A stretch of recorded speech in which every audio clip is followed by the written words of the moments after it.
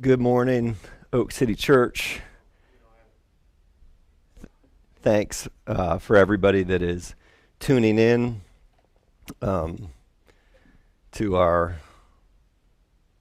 inaugural live stream.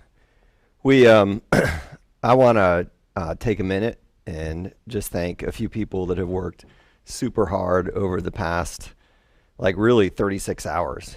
Thursday we're having conversations all day long about what do we do and with services and can we live stream and how do we do that? And then within like 36 hours, a few people worked super hard to figure that out. So I want to thank Daniel Floyd in particular, who's actually right in front of me. So thanks, Daniel.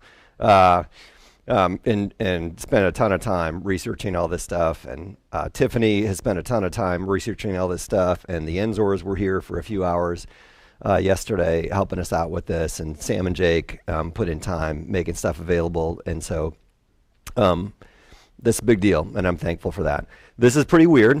I'm sitting here with a ring light in front of me that I'm sure every time I close my eyes for the next 3 days, I'm going to see this light and a webcam. And I'm sure it's weird for you too, but I think this is going to be our normal for a few weeks. So I want to I want to spend a minute talking about how we think this is going to progress and what I think this could be like, because the more I thought about that over the last few days, I was pretty excited about it.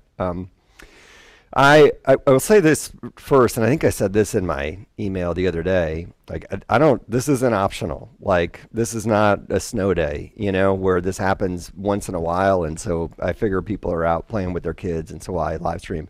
This is going to be our normal for a little while. And so this is how we're going to gather as church. And I fully expect you to take time out on your Sunday morning and to check into this. We didn't put anything out in terms of worship music this week, but we're going to next week. And so that it's possible that that's some YouTube, links of songs that would go along with the message. But it's more likely that we're going to have Jake up here with somebody singing along with him and playing and leading us in worship. And so I expect that you are going to turn the volume up and gather with your family and sing out loud to the Lord together. And I think that's going to be really awkward for a minute, but then I think it's going to be beautiful. And I think it's going to be intimate in a way that worship often isn't, I remember a few years ago, and some of you will remember this, when Patrick put the band on the floor, and then he put the chairs like facing each other and wanted to do that so that we could have this sense that we're worshiping with each other. And it was fantastic.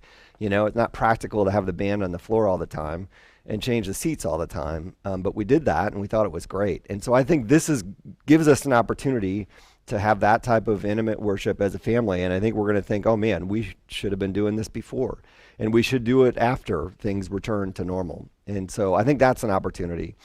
Sam has worked to pare down the children's ministry curriculum into a digestible size for you as a parent to teach to your children. And the videos that we have access to on Sunday mornings, all of that is linked on the homepage, and so that you can get this stuff for your kids, so that you as a parent can be your children's minister and do the children's ministry curriculum with your kids.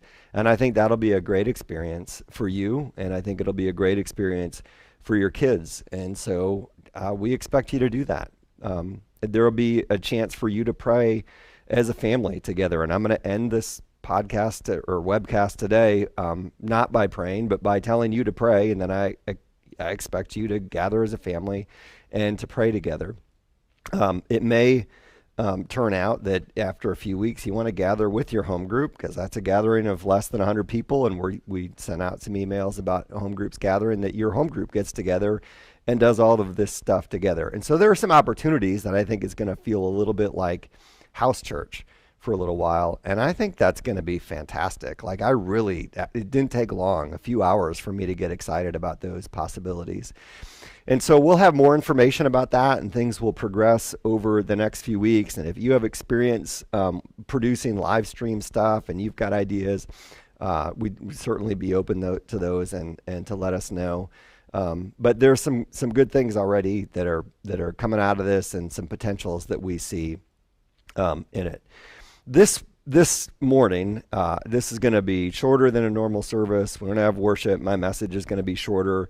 I decided to take a break from the series that we're in, Faces of Easter, and I'll be back in that next week talking about Pontius Pilate and how he teaches us about faith. And I'm excited about that message. I decided this week to do something different for a few reasons. One, so that I could keep it a little bit shorter because we're not used to doing this.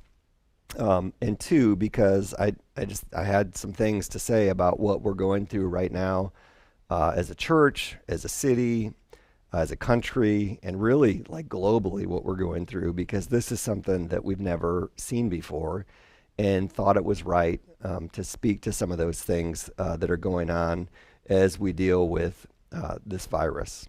So a few weeks ago, it's about probably like a week and a half ago, we're in staff meeting.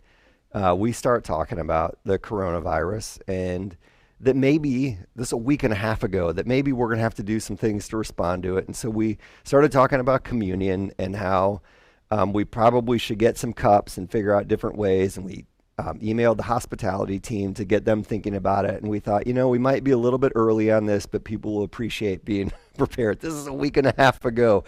And in that day in staff meeting, I did say, like, this was starting to feel like something different. I might be the first to make fun of the milk and bread crowd, when we are facing our 3 inches of snowstorm, even as I am buying milk and bread, because it's what you have to do, but to be a little bit cynical about how we overreact to that. But I said that day, this is starting to feel like just different. When Italy, which is a nation of 60 million people, and like I looked all this stuff up, quarantined its country for 10,000 cases of the coronavirus, I thought that seems like an overreaction, but I'm guessing that there are people out there that know something that we don't know, and that something is coming that is going to turn our lives upside down in a way that our lives have never been turned upside down. I had no idea that was going to come. No one, I don't think, had any idea that was going to come this fast. And so I want to spend a few minutes talking about how I see this thing moving through like 3 phases. And I think individuals move through these 3 phases, and I think our culture is moving through these 3 phases, and I see people at each of these phases, and then how the church has the opportunity to respond to each of those 3 phases, because I think we have fantastic opportunities. So the first phase is cynicism, and that is we're overreacting to this. This is like a snowstorm and getting our milk and bread. We're getting played by the media. I was listening to a podcast yesterday where they suggested that we have a 24-hour news cycle and they need something to talk about. And I don't think that's true, but that was the logic that was coming out. And I have heard this from individuals this week, that we're shutting things down, and we're going to need to do that, but we don't need to do that now. Like, we could wait a few weeks, and that this is a bit of an overreaction. Even a guy yesterday, and this really surprised me. He runs, I didn't talk to him, was on a podcast. He ran the Baptist Health System, which is a huge health system in Louisville, Kentucky, and is a doctor and is retired now. And he said some things that I thought were helpful. He said that this is a strand of a coronavirus, but we've been dealing with coronavirus for a long time, and so we know a bit about it.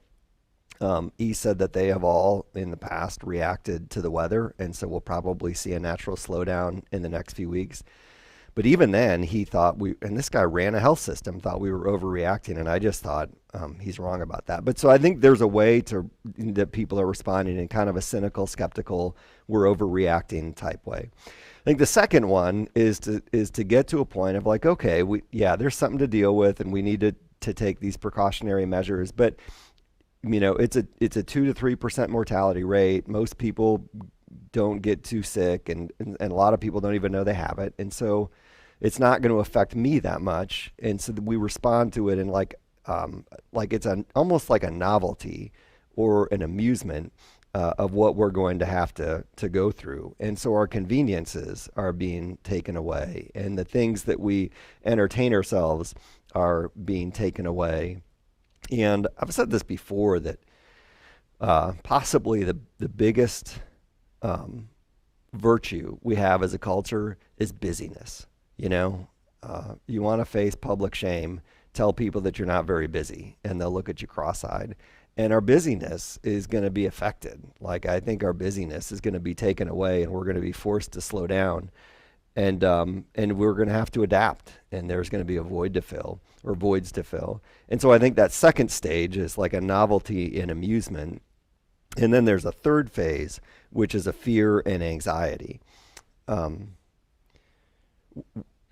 We just don't have any idea what's coming, you know. I read one report this week, and it was a guy that testified to Congress. So he must know something because he's testifying to Congress, and he said that he estimates that 70 to 150 million people are in the United States are going to get the coronavirus. Now, my first thought was, man, if you're going in front of Congress and saying 70 to 150 million people, you might as well just say, I'm not very good at doing my job, and so I need an 80 million person wiggle room thing when I go before Congress. And if I were Congress, I would have just said next, you know. But other, like, I think the CDC estimated 25 million people in the United States are going to get this virus. We have 3,000 confirmed cases right now, and we're doing all the things that we're doing. I can only imagine what it would be like if 25 million people end up getting this. And so things will move relatively quickly from novelty into anxiety and fear. People will fear for their health. It's going to take one person close to you getting this, one person that's at risk getting it and experiencing, you know, severe symptoms from it, or passing away. And it seems likely that you'll end up knowing somebody and then it's going to become real in new ways for you and for the people around you. A 2 to 3% mortality rate doesn't seem high, and it's not high until you get it. When I had heart surgery years ago, there was the doctor told me it was a 2 to 4% mortality rate, and that kept me up at night for a bunch of nights leading up to that surgery. And so I think it's going to move to that. You've probably seen this, but y'all, like, ammunition is selling out. People are moving to fear and anxiety. And in Italy, I guess the only thing that's open are pharmacies and grocery stores, and there's no food on the shelves. My in-laws told us last night that in Florida, and they've got a lot of high-risk population, you know, but they're closing down everything but gas stations and grocery stores, and certainly pharmacies. But when it gets to that point, people are going to move into a stage of fear and anxiety. Now, how do we respond to this? How does the church respond in these phases?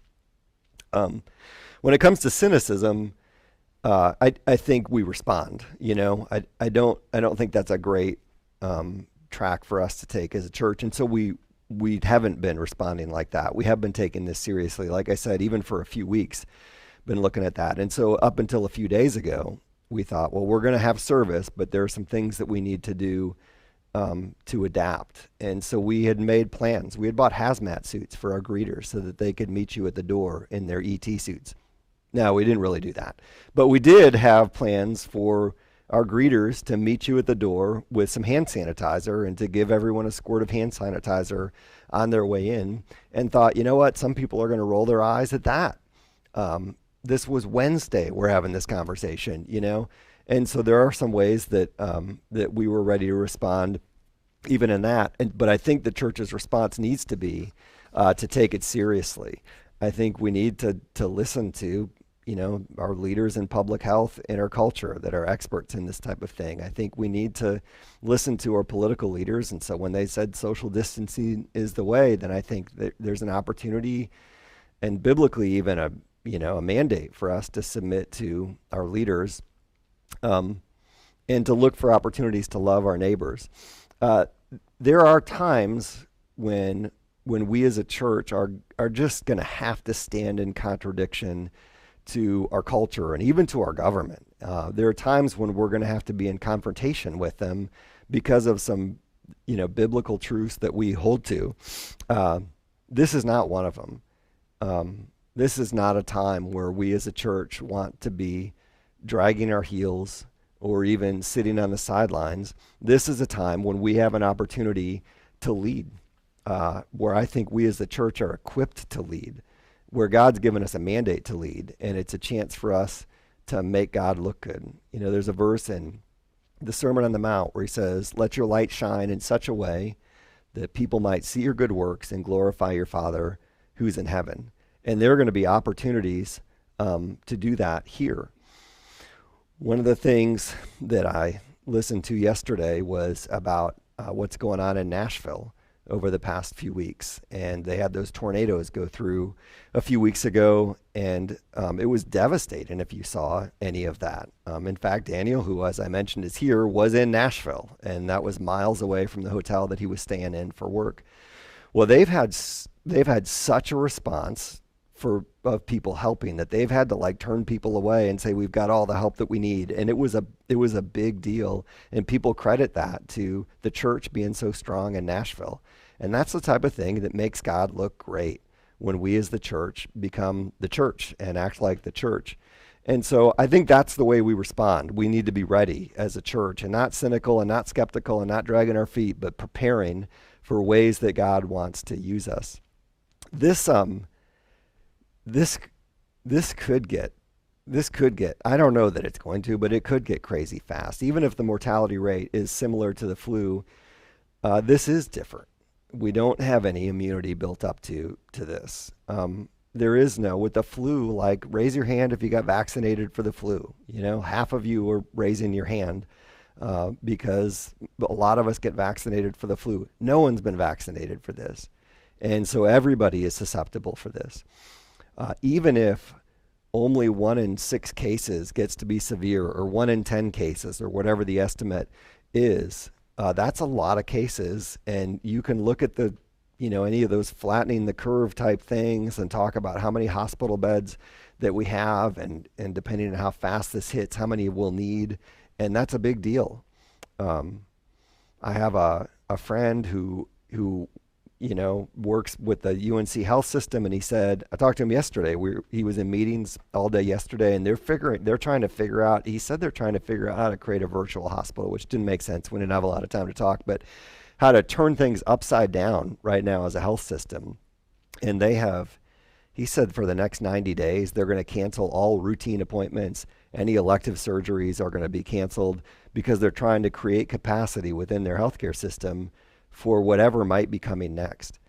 I think I mentioned a minute ago that in Italy, maybe I didn't, in Italy, I read that they're having to make decisions about who gets a ventilator and who doesn't, because they only have so many of them. And that is, one of the things that in a severe case this leads to is real big respiratory problems.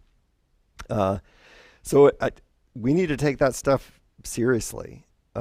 There's a verse in Titus that says, remind them to be submissive to rulers and authorities, to be obedient, and to be ready for every good work. And that's a verse for right now, to be submissive to rulers and authorities, to be obedient, and to be ready for every good work. So do the things, wash your hands a lot. Try not, I've never noticed how much I touch my face. Just a minute ago, I was touching my face thinking, stop touching your face. I guess stop touching your face, do the things that they're asking us to do, and love your neighbors, man. And more on that in a minute. Now, I said skepticism, and then novelty and amusement, and then fear and anxiety. And that was skepticism. How do we respond to that? I think you move through that quickly when it comes to someone close to you. And so this is what happened to us this week. Last weekend, our youngest son, Jonathan, had his best friends, these 2 twin boys, stayed over night on Sunday and went back home Monday. On Tuesday, or maybe Wednesday, but the thing came out about how those Biogen folks from Raleigh went to the conference in Boston and came back, and those were our cases. And that seems like a month and a half ago now, And then a day after, an article came out about where they had been, and that one of them had gone to eat at a place called the Zest Cafe, and they shut down the cafe. Well, the twins, Jonathan's best friend's mom, works at the Zest Cafe. She was there the night they were there. The folks that are here right now are thinking, great, we've got coronavirus right here, because she was there, and we're thinking, well, if she's there and then her kids stayed over at our house. My wife is a nurse for the school system, but really she works for the county, technically, for Wake County, the health department. And so she called her boss's boss that morning on the way to work and said, hey, do I need to be concerned about this? And that person gave him the green light. But we realized just how fast this is going to come. I mean, someone at work or at church this week had signed up for the Saturday morning cleaning thing, and this is probably Wednesday, and then she said she found out that somebody at her work had a direct exposure, and so now she's in some type of isolation protocol. Like, it'll move from skepticism to something else quick when you find out how close it is, and I imagine for most of you've already found out how close it is in some ways. Now, when it comes to this stage of like, okay, we got to make some changes, but it doesn't seem like that big of a deal. And I kind of am in this phase, and it's going to change our lifestyle for a period of time. But likely it's not going to affect us in critical ways. And so right now what we experience is that our conveniences are being taken away, like we're going to be inconvenienced by the way that we have to live for the next few months. There are no sports, and so what are we going to watch on TV? And so for us, that's led to a few Redbox visits over the past few days. But then I looked at the Redbox movie and I thought that thing's for sure got coronavirus on it. So we're going to have to sanitize our Redbox. And then you go to the grocery store and there's still food in the grocery store. But then I pressed that button last night. I'm like, there's coronavirus. I'm going to have to go sanitize all the buttons, like this type of stuff. And there's almost something exciting about a change and trying to figure that stuff out. But that's going to affect people. And it's just going to change culture. And there's going to be some, I don't even know that I would call it suffering, but like some things are going to be taken away from us, and create some space for us to really reflect on what matters. I said last week about Lent, that Lent, part of what goes along with the traditional celebration of Lent is a period of fasting that is a parallel to some times of preparation in the Bible. And for us, it's preparing to celebrate the death and resurrection of Jesus. But that is a self-induced suffering, and it's not to show God how great you are or how much you love him, but it's to give some things up and create a period of reflection on maybe why if they mean too much to you, and why they mean too much to you, and how the Lord should mean more to you than those things do. And really to force you to ask the question, what do I really look to for satisfaction in my life? And so I've been this year, probably, I don't know that I've ever done this for Lent, but I gave up some things, and Twitter was one of them. And thank the Lord that I gave up Twitter, because I can only imagine what Twitter is like right now. Talk about fear and anxiety, go to Twitter. But we also decided to do the Whole30 thing where you make some diet changes, which seems like a bad idea right now in a time of extra stress. But it causes you to ask, why do I miss these things as much? And why do I not long for the Lord more? I feel like our culture is about to go into its own version of Lent, where we're forced to give up some of our entertainment and our conveniences and our busyness, and it's going to expose our idols, like the things that we put in the place of God. Like anybody that has anything in the market has already lost a bunch of money. People are, looking at some insecurity when it comes to their job situation, and depending on your job, to great degrees. And so people have already had to give up that idol in some ways, or it's at risk. And that's going to cause a time of reflection where there's going to be an opportunity to ask, what matters in life? What do we really look for satisfaction in life? It made me think of Romans 1, where Paul says, they exchanged the truth about God for a lie and worshiped and served the created things rather than the Creator, who is blessed forever. And I think for us as a church, like, that's a period of reflection. But I think the people around us are going to be going through that as well. And we're going to have opportunity. We talk about praying for the folks around us, and then gospel demonstration, which we're going to have opportunity for, and gospel conversations. And we're going to have opportunities for those because, that's going to be the type of conversation that we have of how things are changing and what that means and what really matters. And so you should be ready for those. On Monday, and this had nothing to do with coronavirus, and it was before things got super crazy, but I found this article in NPR that's titled, "Too Busy, Make Time to Do Nothing." And it's a lady who, there's nothing spiritual about it, no indication that she's following Jesus, but she really makes an argument for the Sabbath. So she says this: when you collapse on the couch after a long workday and start scrolling through social media, you're not doing your tired brain any favors. Your brain sees your phone as work. To your brain, anytime that phone is visible, part of your brain is expending part of its energy on preparing for a notification to come in, like a runner at the starting gate. And I totally get this. Researchers have found that simply having your phone nearby can tax your cognition. You are carrying your work literally everywhere. As far as your brain and body are concerned, you're never taking time off.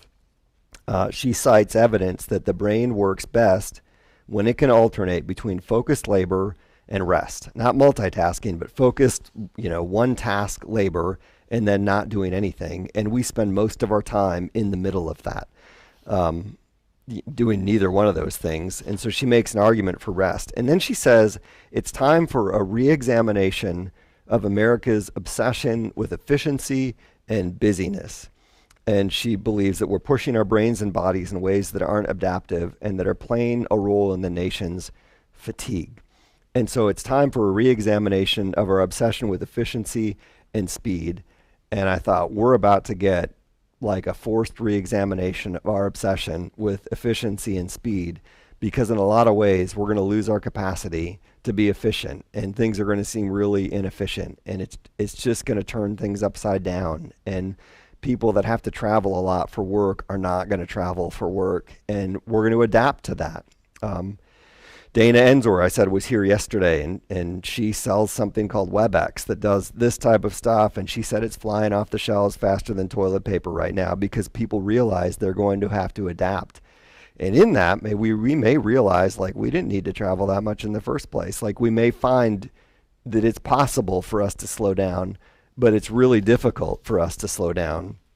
And there's going to be great opportunities for us as a church, as our culture questions what's really important, to speak into that and to speak the gospel into that, and to start talking about, what, and as we question it ourselves, what really matters to the people around us. And so be ready for those opportunities. Look for them, pray for them, and respond to them. So the third phase, cynicism, novelty and amusement, and anxiety and fear. And I don't think we're there for the most part yet, but I think it won't be long. So I'll give one funny anecdote and one not funny anecdote about like how fast we'll move there.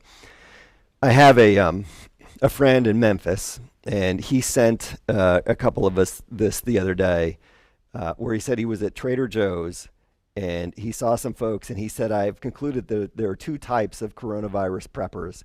And so he saw these two groups standing next to each other. He said the first was a couple, probably in their late 50s, each with two carts loaded down with canned goods. They were wearing hats, sunglasses, surgical masks, gloves, raincoats, and knee-high boots. So that's one group. Right next to him, he said, there's a basic white girl decked out head to toe in Lululemon, Starbucks cup in hand. She had one grocery cart with 8 bottles of wine and 2 cases of White Claw. Now that's funny. I know someone's laughing somewhere. Someone texted or emailed me the other day and she said, "Are you going to have a laugh track?" And I thought, I am going to have a laugh track. Like as soon as I can, something to hit the button. This will be my dream, you know? But like that's it. Like some people are, on this extreme and other people are on this extreme. And that marks the transition right there. Now, not funny in any way, shape, or form. I got a call Friday and AJ Heinz, who a lot of you know, teenager, Oak City Church, has Down syndrome, and so is in it, and respiratory issues generally, and so is in a susceptible population.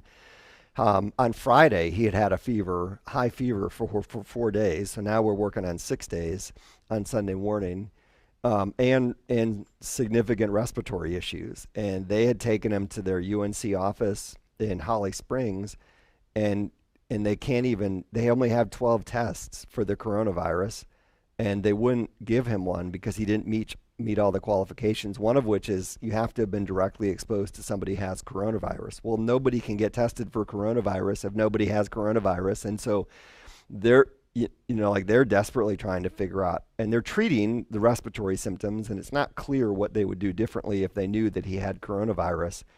But he's been tested for the flu, and he's been tested for strep, and it seems likely, like it's very possible that that's what this is. Now, I've been talking to Leanne, and she said that her home group and that Dan's home group, they're predictably just crushing it and supporting them, and so they don't need anything right now. And she said to help your neighbors, but that's getting real fast. And then you're alongside somebody that is dealing with the fear and anxiety that comes with this, and that is sure to come. As I said earlier, it's going to take one person close to you dealing with a severe case of this or passing away, and it's going to be real to you. My mom lives in town. She's 75 years old. She went to, they got to see the last thing of Les Mis before they shut it down, which is probably a bad idea, but it's just going to take a few people in her community, and it's going to be real serious. I mentioned earlier the financial impact of this, and the market got crushed last week, but really the market's probably where it was a year ago because last year was so good. As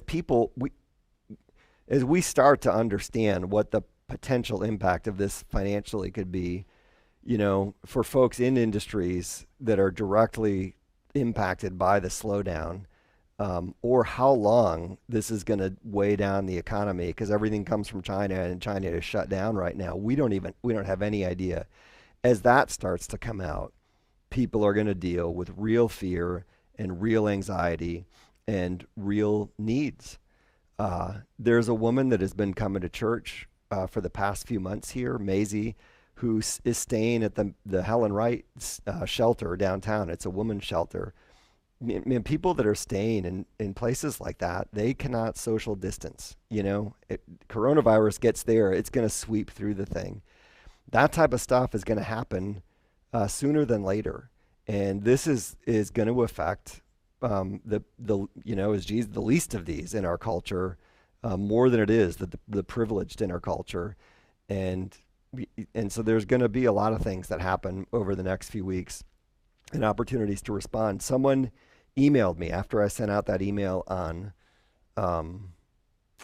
Friday, and she has been dealing with coronavirus for a few weeks because she's responsible for all the coronavirus communication that goes out from a relatively large like a really large organization. And so she emailed me back and said, "Man, I needed to hear what you said at the end of that about how God is in control, because all I get all day long is people that are fearful and anxious about what this could be." And that was a stark reminder to me that people have moved into that third phase, and we need to be ready to deal with it. This is a huge opportunity for the church. I said last week, in context of suffering, I talked about God's sovereignty over all things, and that's hard, but if God is not sovereign over a global pandemic, then God is not sovereign. God is surely sovereign over this. God knows what's going on, and God is going to use it for his purposes. And we as the church need to be on the front lines of figuring out what it looks like for him to be glorified in this and what it is that he wants to do. And this is not foreign territory for the church.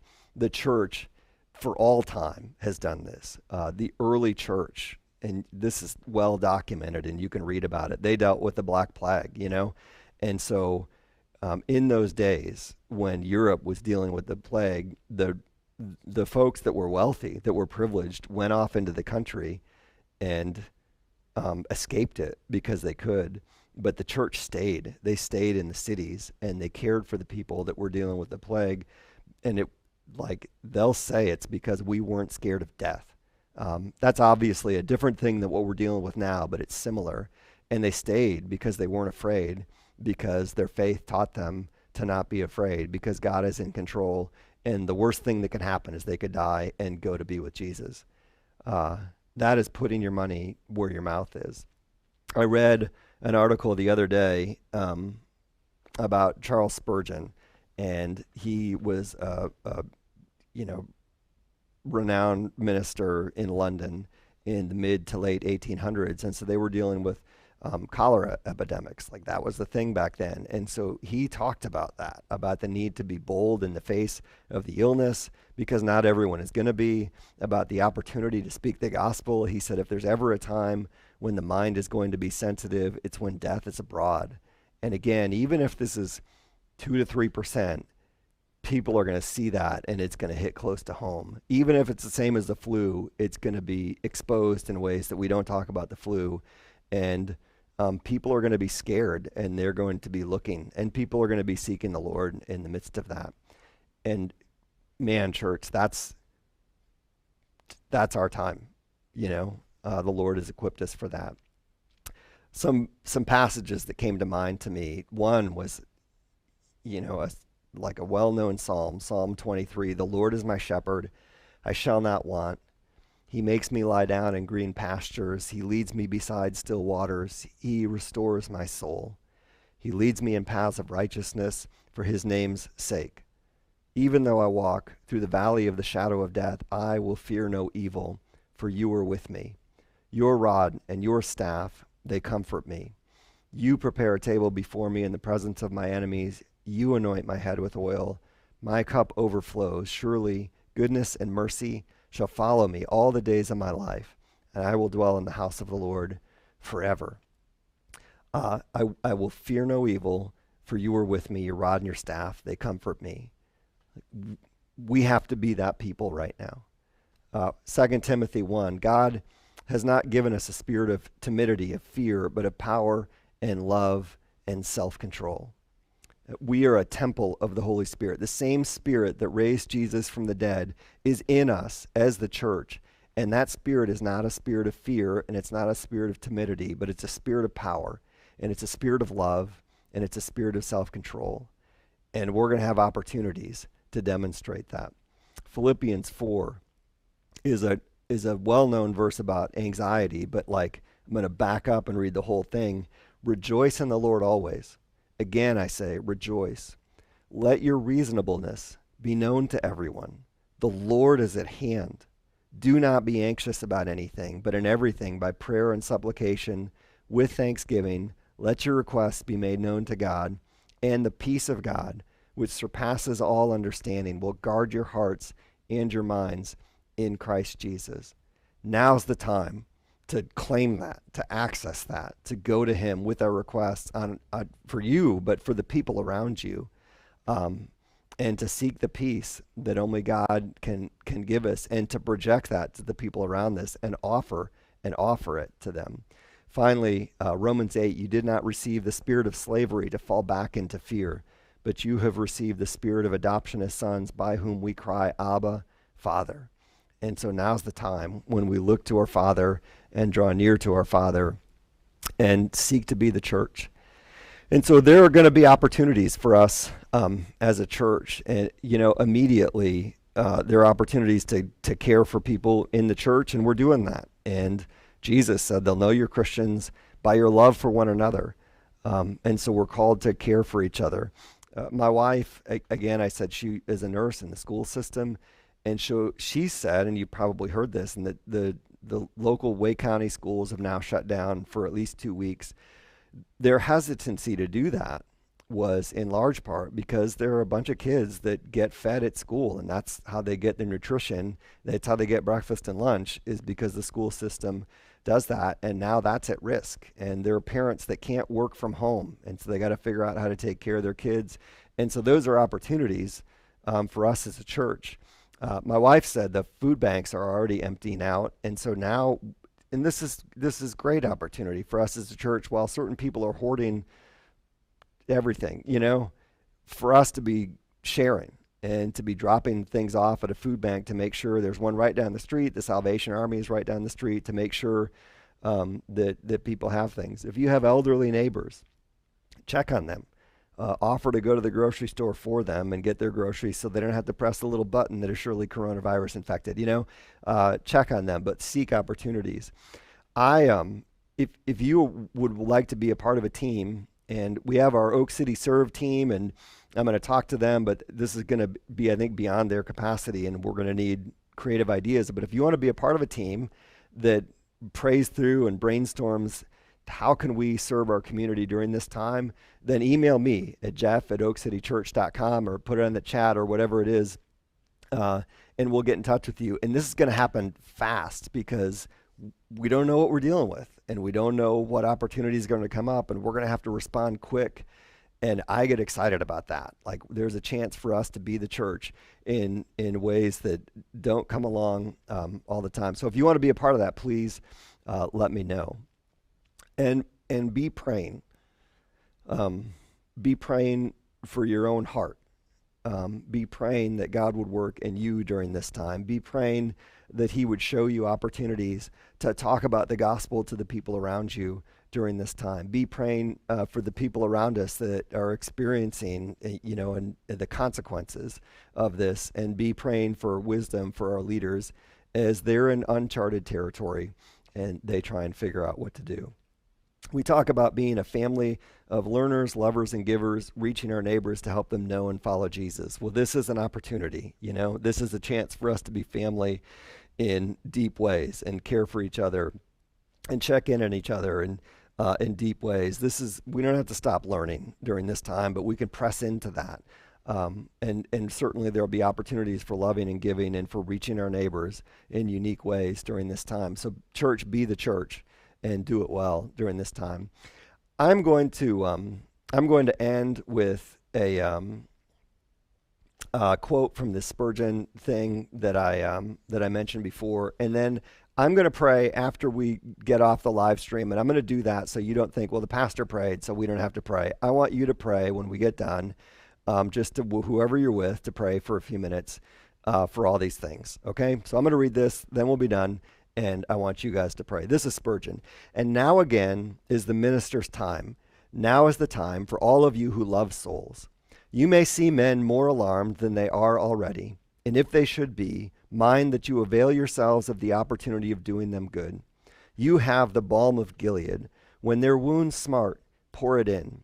You know of him who died to save. Tell them of him. Lift high the cross before their eyes. Tell them that God became man, that man might be lifted to God. Tell them of Calvary and its groans and cries and sweat of blood. Tell them of Jesus hanging on the cross to save sinners. Tell them that there is life for a look at the crucified one. Tell them that he is able to save to the uttermost all them that come unto God by him. Tell them that he is able to save even at the 11th hour, to say to the dying thief, today shalt thou be with me in paradise. Thanks for tuning in today. Like I said, this is going to evolve over the next few weeks. If there are ways that we can help you, please let us know. You can email me or just email info@Oak City Church, and we will be in touch a lot over the next few days and the next few weeks. Thanks a lot. Have a great week.